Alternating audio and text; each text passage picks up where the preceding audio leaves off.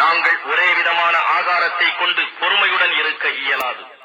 ஆதலால் பூமி விளைவிக்கும் அதன் கீரையையும், அதன் வெள்ளரிக்காயையும், அதன் கோதுமையையும், அதன் பருப்பையும், அதன் வெங்காயத்தையும் எங்களுக்கு வெளிப்படுத்தி தருமாறு இறைவனிடம் எங்களுக்காக கேளும் என்று நீங்கள் கூற, நல்லதாக எது இருக்கிறதோ அதற்கு பதிலாக மிக தாழ்வானதை நீங்கள் மாற்றிக்கொள்ள நாடுகிறீர்களா?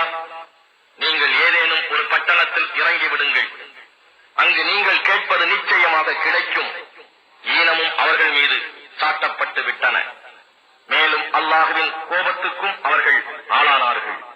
இது ஏனென்றால் திடமாகவே அவர்கள் அல்லாஹ்வின் வசனங்களை நிராகரித்தும் அநியாயமாக அவர்கள் நபிமார்களை கொலை செய்தும் வந்ததும் தான்.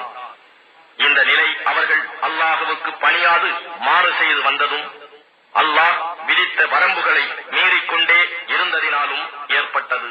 ஈமான் கொண்டவர்களாயினும், யூதர்களாயினும், கிறிஸ்தவர்களாயினும், சாபிஈன்களாயினும், நிச்சயமாக எவர் அல்லாஹ்வின் மீதும் இறுதி நாள் மீதும் நம்பிக்கை கொண்டு சாலிகான நற்கர்மங்கள் செய்கிறார்களோ அவர்களின் நற்கூலி நிச்சயமாக அவர்களுடைய இறைவனிடம் இருக்கிறது. மேலும் அவர்களுக்கு யாதொரு பயமும் இல்லை, அவர்கள் துக்கப்படவும் மாட்டார்கள். இன்னும் நாம் உங்களிடம் வாக்குறுதி வாங்கி தூர் மலையை உங்கள் மேல் உயர்த்தி நாம் உங்களுக்கு கொடுத்த வேதத்தை உறுதியுடன் பற்றிக் கொள்ளுங்கள், அதில் உள்ளவற்றை நினைவில் வைத்துக் கொள்ளுங்கள்.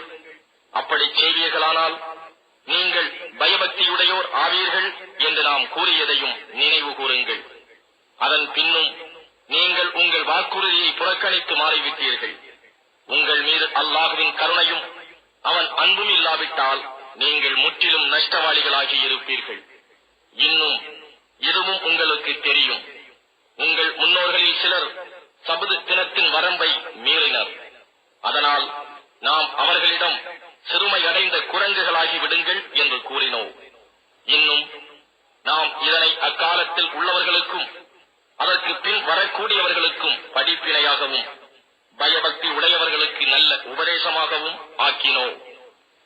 இன்னும் இதையும் நினைவு கூறுங்கள், மூசா தம் சமூகத்தாரிடம் நீங்கள் ஒரு பசுமாட்டை அறுக்க வேண்டும் என்று நிச்சயமாக அல்லாஹ் உங்களுக்கு கட்டளையிடுகிறான் என்று சொன்னபோது அவர்கள், மூசாவே, எங்களை பரிகாசத்துக்கு ஆளாக்குகின்றீரா என்று கூறினார்.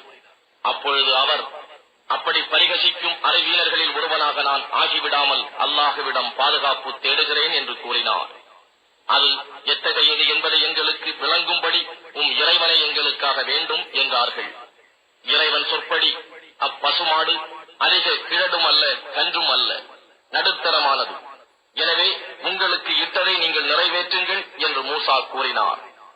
அதன் நிறம் யாது என்பதை விளக்கும்படி நமக்காக இறைவனை வேண்டும் என அவர்கள் கூறினார்கள்.